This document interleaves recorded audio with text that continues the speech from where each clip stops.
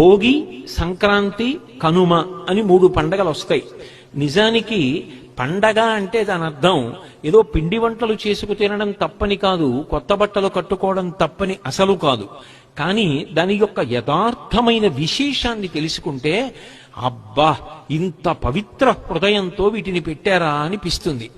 భోగి అన్న మాటకు అర్థం ఏమిటంటే భోగం అనుభవించేటటువంటి రోజు అని. ఈ ఋతువులో సాధారణంగా ఏమవుతుందంటే పౌష్యలక్ష్మి అంటారు. ఈ పుష్యమాసంలో ఈ పౌష్యలక్ష్మి ఇంటికి వస్తుంది. పూర్వం ఇన్ని రకాలైనటువంటి ఉద్యోగాలు అవి లేవు. ఎక్కువ మంది వ్యవసాయం మీద ఆధారపడేవారు. ఆరుగాలం కష్టపడినటువంటి వ్యవసాయదారుడు పంట కోసి ఇంటికి తెచ్చుకున్న తర్వాత ఎంత సంతోషాన్ని పొందుతాడో.